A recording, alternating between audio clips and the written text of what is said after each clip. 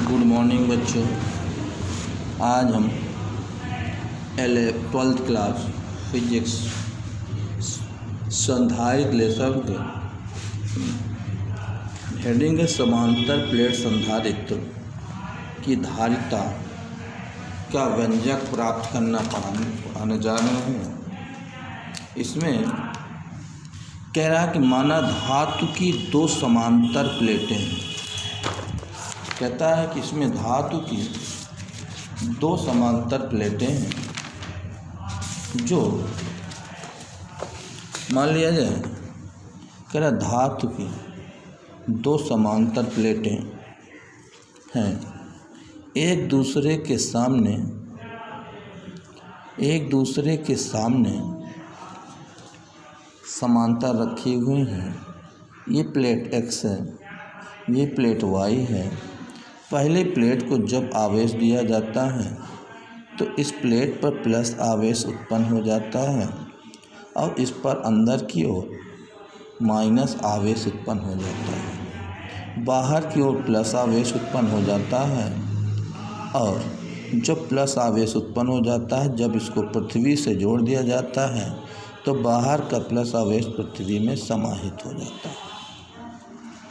तो कहते हैं कि यही कहा गया है कि माना दो प्लेटें X और Y हैं, एक दूसरे के आमने सामने रखी हुई दो विद्युत रोधी स्टैंड लगे हुए हैं। जब ये विद्युत रोधी स्टैंड लगे हुए हैं तो ये प्लेट परस्पर ठीक समांतर रहती हैं। इनके बीच के स्थान में वायु अथवा कोई विद्युत रोधी पदार्थ भरा है। जब X तथा X और Y धातु को समांतर प्लेटें, प्रत्येक का क्षेत्रफल क्या है, A है मीटर स्क्वायर, उनके बीच की दूरी D है, माध्यम का परावैद्युतांक क्या है, K है।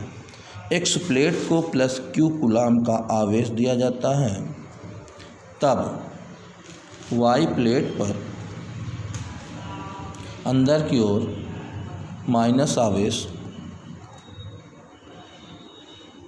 कूलाम आवेश तथा बाहरी पृष्ठ पर प्लस Q कूलाम का आवेश उत्पन्न हो जाता है। जब Y प्लेट को हम पृथ्वी से जोड़ते हैं,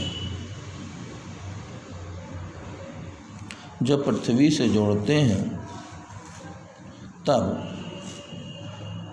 कह रहा है कि पृथ्वी से जोड़ते हैं तो प्लस Q कूलाम का आवेश, जो बाहर का प्लस Q कूलाम का आवेश है, पृथ्वी में समाहित हो जाता है।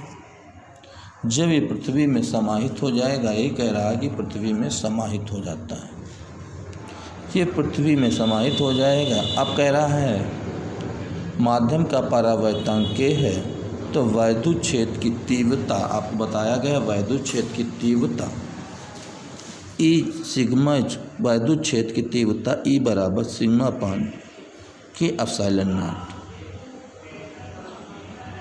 और sigma equal to Q upon A बताया गया है। तो इस सिग्मा की जगह पर Q अपान A लिख लिया गया, समीकरण 1 में। फिर कहता दोनों प्लेटों के बीच की दूरी D है, दोनों प्लेटों के बीच की दूरी D है, विभवांतर V है, तो वैद्युत क्षेत्र की तीव्रता E equal to V by D। तो क्रॉस मल्टीप्लिकेशन किया, V इक्वल टू ED। इसको समीकरण 1 का, समीकरण 2 का। इस समीकरण 1 का मान समीकरण 2 में रख लिया गया, E की जगह पर ये वैल्यू रख दी गई। जब ये वैल्यू रख दी गई तो V equal to K epsilon naught A into D। फिर कहता क्या है, धारिता की परिभाषा से C equal to Q upon V की वैल्यू पीछे से रख दी गई, अर्थात यहाँ पर V की वैल्यू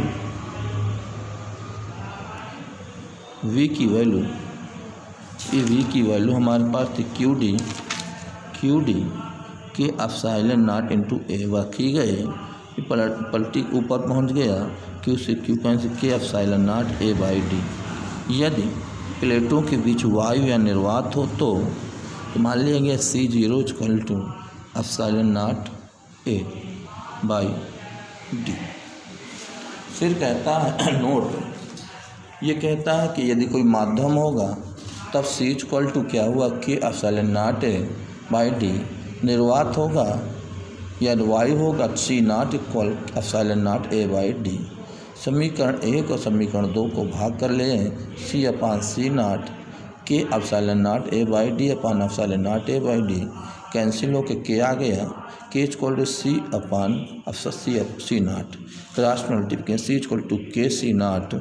तो फिर इसकी परिभाषा यहाँ से बनती है, किसी माध्यम का परावैद्युतांक उस माध्यम में मुक्त संधारित्र की धारिता उसी आकार में निर्वात संधारित्र की धारिता के अनुपात होता है।